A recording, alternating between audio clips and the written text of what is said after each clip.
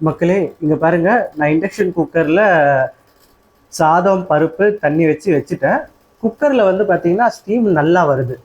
Cooker வந்து இந்த மாதிரி ஆடுற சவுண்டு கேட்குதா, டக டக டக டகன்னு சவுண்டு வரும். அந்த சவுண்ட்லாம் பார்த்து பயப்படாதீங்க. உள்ள தண்ணி இருக்கிறதால சில சமயம் அந்த சாத பாத்திரம் வந்து தண்ணியில் மிதந்து இந்த பக்கம் அந்த பக்கம் இடிக்கும்.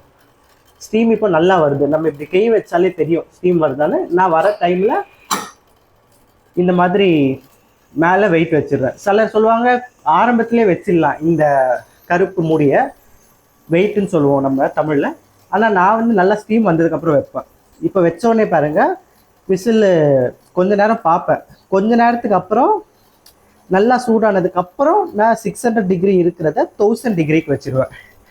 1000 டிகிரிக்கு வச்சதுக்கப்புறம் என்ன ஆகும்னு பார்த்தீங்கன்னா விசில் வர ஆரம்பிக்கும். அது வரைக்கும் நான் வீடியோவை பாஸ் பண்ணுறேன்.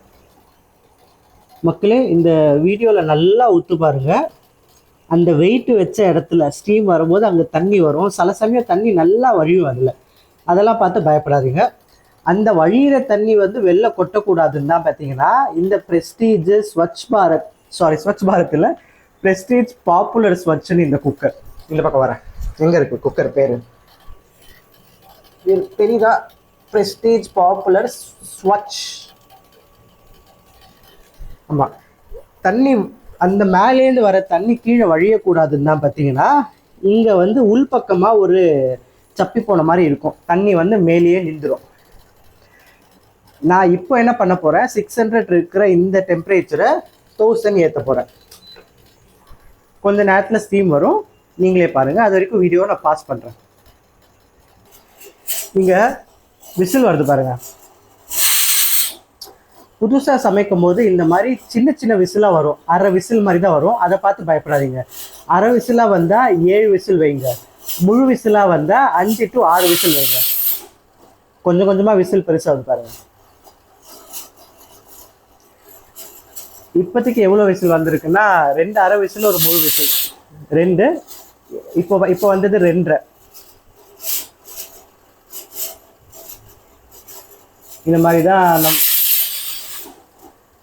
3 விசில் வச்சுக்கலாம். சின்ன சின்னதாக வருது, பெருசாக வந்து 5, சின்ன சின்னதாக நான் 6 வந்திருக்கு. ஸோ 3.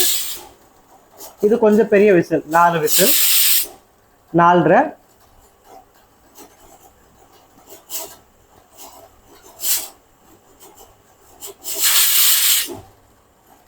5,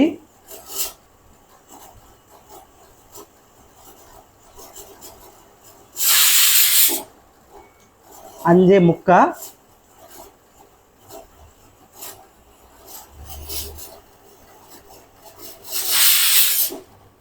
எவ்வளோ வந்துச்சு நான் மறந்துட்டேன். ஏன்னா எல்லாம் அரை விசில், 1/4 விசிலாக இருக்குது. இன்னும் ஒரு விசில் வந்தோடனே நான் இண்டக்ஷன் ஸ்டவ் அணைச்சிடுவேன். என் இண்டக்ஷன் ஸ்டவ்வில் பட்டன் வேலை செய்யாது. அவ்வளோதான், நான் அணைக்க போகிறேன். எவ்வளோ விசில் வந்ததுன்னு தெரியல. நான் ரிஸ்க் எடுத்து அணைச்சிட்டேன்.